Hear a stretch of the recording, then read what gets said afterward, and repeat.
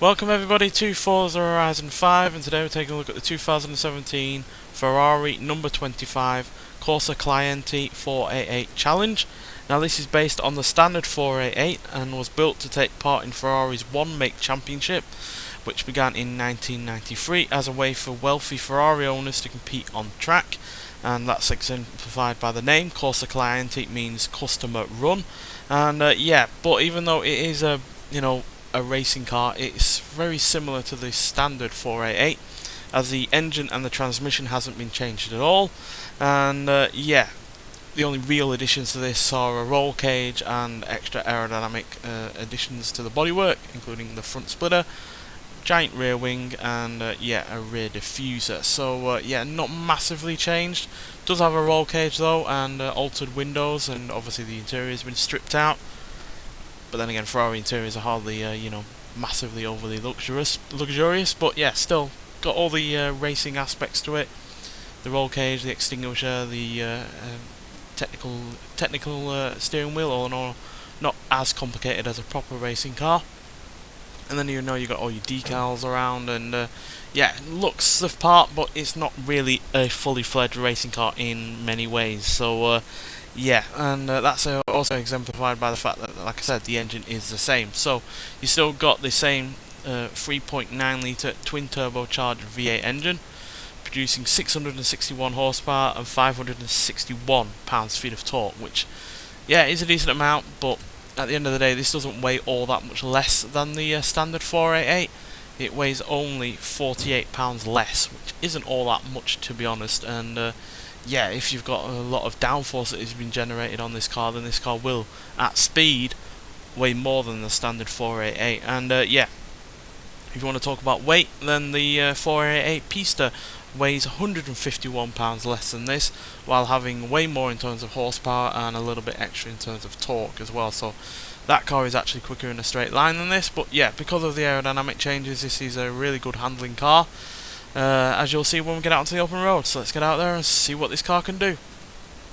So weighing only 3,204 pounds, like I said, it is lighter than the standard 488, but it will gain weight as it gets quicker. But nonetheless, let's see how quick it can do on this drag strip before we hit the speed camera, and then we'll go around the track for a couple of laps to see just how good of a track car this actually is. But having the same engine means it does at least sound still a really good engine, and 157 nearly miles an hour there is still pretty good when you consider this is no longer a car purely about straight line speed with that massive rear wing and the like. And as you can see, the rear diffuser deploys there at the bottom. Hope you saw that then.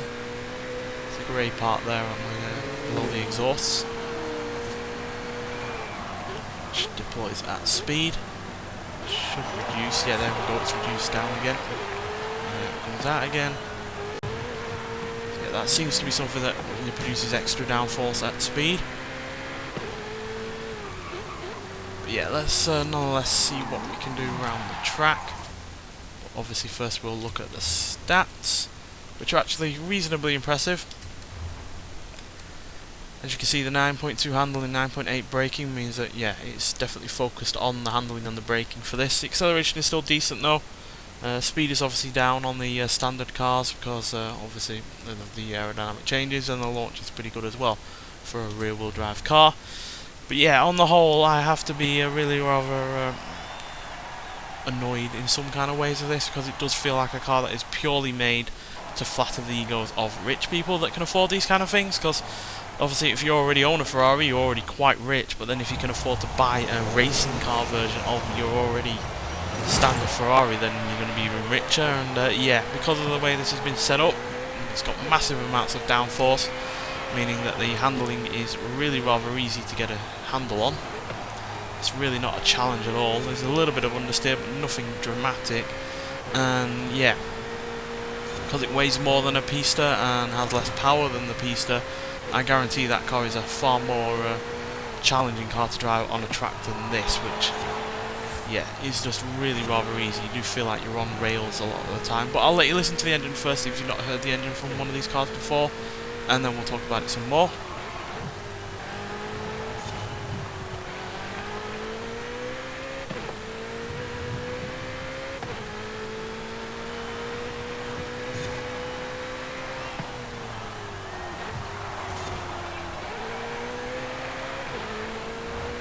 So yeah, still sounds good because it's got the same standard engine as the standard 488, but yeah, it's really nothing particularly special to drive. It's not really a challenge at all, ironically, given it's named the challenge. And yeah, that's purely because it's got such a huge amount of downforce going for it that it feels like it's been made to be as safe as possible for the people that are buying it, because they're undoubtedly not going to be professional race drivers or anything like that.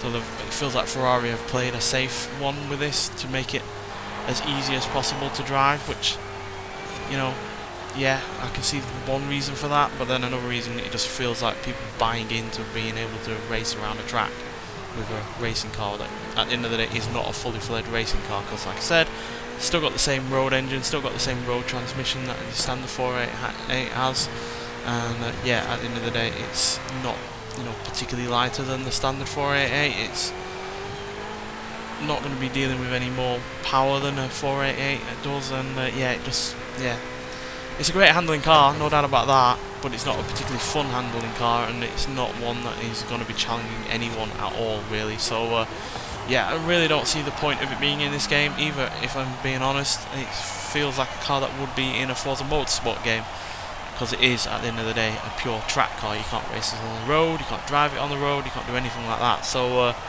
yeah, bit of a loss to see with a point in this, unfortunately. It's the weakest car out of the car pass that we've had so far, and yeah, it is the last of the ones that I did in that I showed off in the update video a few weeks ago. Thankfully we've got 4 new cars coming to the game from Thursday, so yeah, really looking forward to the 4 of those cars, because yeah, they are looking like really rather good ones. So yeah, and none of them are as disappointing or as out of place as this, quite frankly. But nonetheless, thanks for watching, and I'll see you in the next one. Bye.